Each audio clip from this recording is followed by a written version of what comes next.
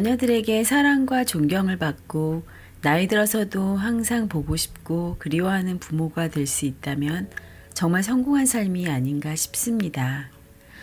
많은 부모들이 자식들에게 사랑과 관심을 표현하고 긍정적인 모델이 되려고 노력하며 격려와 지지, 규칙과 경계를 설정하고 시간을 할애하며 자녀를 이해하려고 노력하지만 항상 고민과 걱정이 앞서게 되는 상황을 마주하며 서로의 관계가 멀어지는 것을 많이 보게 됩니다. 어떤 아버지가 20살 된 아들과 단 둘이 살고 있는데 아들이 밥 먹고 게임만 한다고 고민이라고 합니다. 하지만 그 아들은 학교도 잘 가고 집안일도 많이 도와준다고 하고요. 그 아버지의 고민을 들은 법륜 스님은 이렇게 말씀하십니다. 훌륭한 아드님입니다. 아드님은 아무 문제가 없습니다. 여러분들 고등학교 때로 돌아가서 생각해 봅시다. 10월 말 월말고사에 수학 점수를 평상시에 80점 맞다가 60점을 맞으면 그때는 정말 속상했을 것입니다. 그런데 학교 다닐 때 시험 점수 좀 못 나온 일이 30년이 지난 지금 생각해 보면 그게 그렇게 중요한 일이 아니잖아요. 점수나 등수가 좀 변했다고 내 인생이 얼마나 달라졌을까요? 아예 공부를 안 하거나 완전히 죽기 살기로 한다면 차이가 좀 나겠지만 10등에서 15등 사이를 오르고 내린 그 정도는 사실 우리 인생에 아무런 차이가 없어요. 제가 15년 전에 아프가니스탄에서 난민을 돕기 위해 한 3년간 활동했는데 거기서 어느 날 밤에 초라한 숙소에서 침낭 깔고 잔 것과 고급 호텔에서 잔 것이 그날 저녁에는 차이가 엄청나게 나지만 10년이 지난 지금 돌아보면 아무런 차이가 안 나요. 여러분들 나이가 앞으로 80세, 90세가 되었을 때 돌아보면 50세, 60세 때 직장에서 차장을 했든 가장을 했든 그게 그렇게 중요할까요? 눈 감을 때 예전 어느 날 저녁에 쌀밥 먹었나 보리밥 먹었나 그게 중요할 것 같아요? 하나도 중요하지 않아요. 눈 감을 때의 관점을 일상 속에서 지닐 수 있으면 사실 사는데 특별할 일이 없어요. 매 순간 그때의 상황을 따지면 죽을 때까지 괴롭게 살아야 해요. 아빠와 아들이 단 둘이 같이 살 일이 많지 않잖아요. 조금 있으면 따로 떨어져 살아야 해요. 아들의 추억 속에 아빠 얘기를 듣고 공부를 좀 더 했던 것이 기억에 더 남을까요? 어떤 일이 있어도 아빠가 자기를 이해해주고 게임도 같이 해주었던 것이 기억에 남을까요? 게임하느라 힘들지? 주스나 좀 마시고 해라. 이렇게 얘기해줬던 것이 30년 지나서 아빠가 돌아가신 뒤에 무덤 앞에 앉았을 때 더 기억에 남습니다.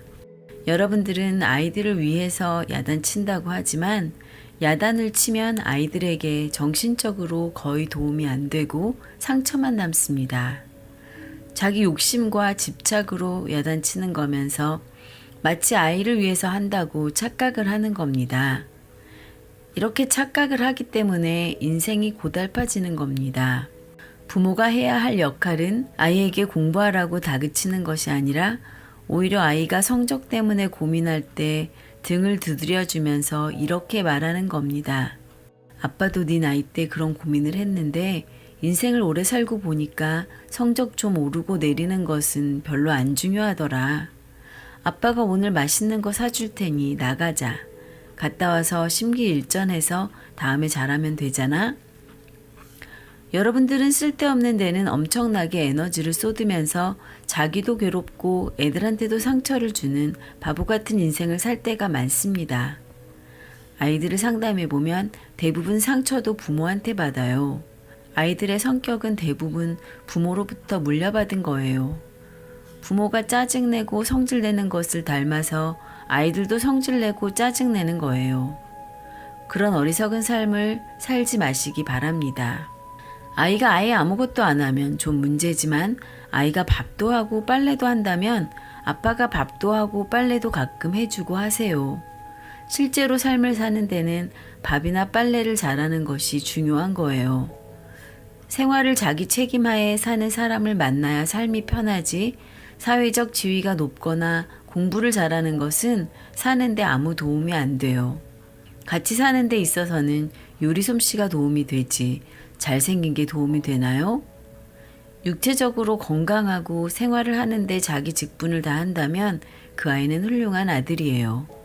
다른 것들은 좀 소소하게 못해도 괜찮아요. 게임 좀 많이 한다고 뭐가 문제가 있어요? 옛날에 제가 자랄 때는 애들이 모두 만화방에 가 있어서 엄마가 가서 멱살을 잡고 끌고 오고 난리가 났는데 그 중에 만화방에 가서 야단 맞았던 친구들 모두 다 결혼하고 애들 낳고 잘 살고 있어요. 지금은 밥 먹고 살 만한 시기이기 때문에 옛날과 달라요. 너무 아이를 억압하지 마세요. 게임하는 것이 좀 심하다 싶으면 고치는 것을 도와줄 수는 있어요. 하지 마라. 이렇게 하면 잘 안 고쳐져요. 회사 가지 말고 아이와 컴퓨터 게임을 계속 같이 하는 거예요. 아이가 학교에 가려고 하면 이렇게 말하는 겁니다.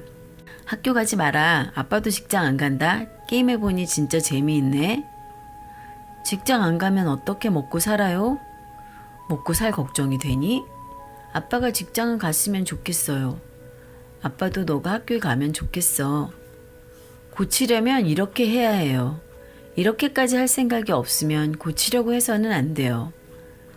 잘못했다고 종아리 때리면 그게 다 상처가 돼요. 아이들은 100을 잘못했는데 맞은 건 500이다 라고 생각해서 억울한 거예요. 그래서 옛날 분들은 애들이 잘못하면 애들 보고 회초리를 가져오라고 해서 애들에게 엄마 종아리를 때리라고 했죠. 엄마 왜 그래요? 내가 너를 잘못 가르쳐서 네가 이렇게 되었다. 너는 미성년자니까 네 잘못은 엄마 책임이다. 그러니 엄마를 5대 때려라. 이렇게 해서 아이가 감동을 해야 변화가 오는 겁니다. 감동을 해야 변화가 오지 의식으로 결심을 한다고 해서 절대로 바뀌지 않습니다. 그런데 여러분들은 자기 성질은 못 바꾸는 거 알면서 남의 것은 자꾸 바꾸려고 그래요. 그래서 예수님이 이런 말을 하신 거예요. 제 눈에 대들보는 못 보고 남의 눈에 티끌만 본다. 바꾸려면 이렇게 접근하고 그게 어렵다면 아이를 이해하는 게 중요합니다. 그래야 나도 좋고 아이도 스트레스를 안 받아요. 아이가 20살이 넘었으면 자기 인생은 자기가 살도록 해야 합니다. 제가 출가해서 절에 있을 때 어머니가 오셔서 저의 스승님께 항의하셨어요.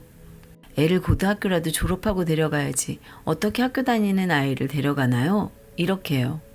그때 어머니가 항의를 한다고 해서 제가 어머니를 따라 집에 갔으면 저는 지금 여기에 있을 수 없습니다. 아무리 자식이라 하더라도 남의 인생에 그렇게 간섭하면 안 돼요. 저는 부모의 간섭이 적었기 때문에 오늘 이 자리에 서 있을 수 있는 것입니다. 여러분 같은 부모 만났으면 제가 오늘 이 자리에 못 서 있을 거예요.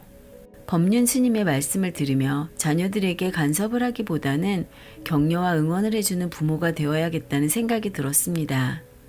좋은 말씀을 마음에 새겨서 자녀들이 곁에 있을 때에도 함께 행복한 시간을 가질 수 있고 나이가 들어서 독립한 후에도 자녀들이 그리워하는 부모가 될 수 있도록